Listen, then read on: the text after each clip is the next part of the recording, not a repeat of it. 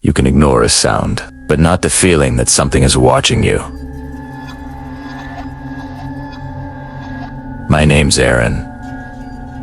I'm not the kind of person who believes in ghosts, curses, or whatever people on Reddit talk about at 3 a.m. But I also can explain what happened at 47 Maple Lane, the house I rented last winter. It started as a simple move. New job. New town. Small, quiet place on the edge of the woods. The landlord said the house was old, but had character. He didn't mention it also had eyes. The first week was fine, just creaky floors and a draft through the hall. But on the 7th night, I noticed something strange. Every time I passed the hallway mirror, the reflection of the house behind me looked different. A window that wasn't there before, a light in an empty room. I laughed it off, told myself I was tired, until I woke up one night at 2:17 a.m.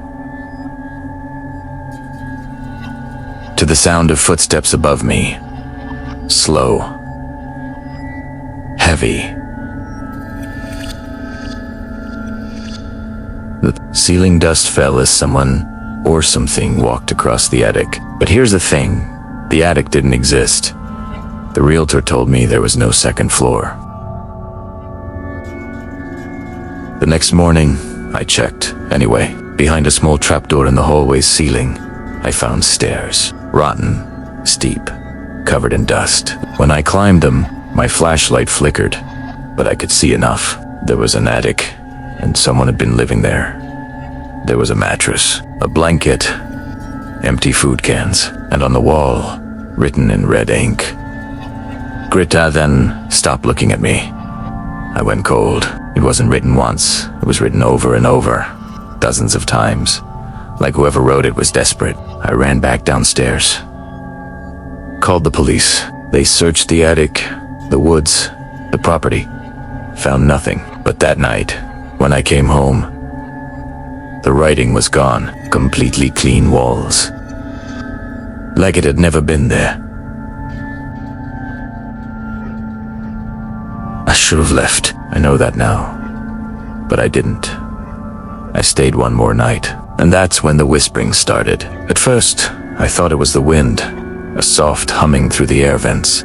Then I realized it was coming from the walls. I pressed my ear against the plaster and heard voices, a man and a woman, whispering, crying. And underneath that, a sound like breathing, slow, deep. Then something moved behind the wall. Premedicool to feel it. The vibration, like someone was pressing their palm from the other side. I ran to the front door. It wouldn't open. The locks spun by themselves, clicking shut one by one. Then the lights went out. The only light left came from the hallway mirror, faint and bluish.